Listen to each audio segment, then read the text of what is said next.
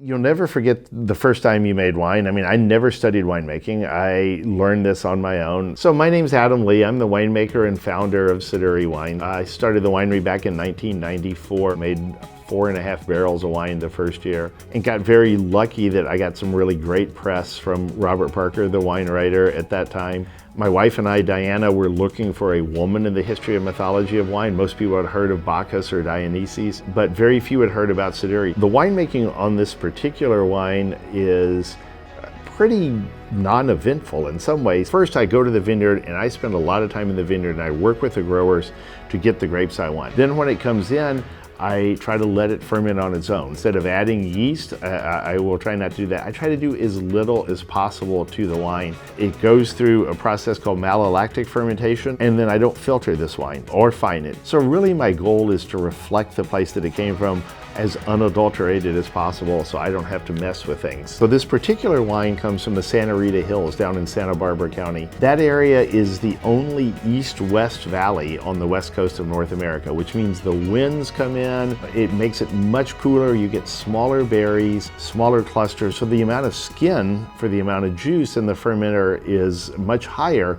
and that gives you a darker color, a weightier feel, some more concentration. This is a Pinot that works really, really well with one of those kind of heavier meat dishes, steak dishes. Siduri was the Babylonian goddess of wine. In Babylonian mythology, she was the creator and holder of the wine of eternal life. So we did some research once we discovered her name. She actually did something along the lines of Carpe Diem, which was eat, drink, and be merry. But she said, eat, drink, and be merry, but life is short. Hold your friends close and your family closer.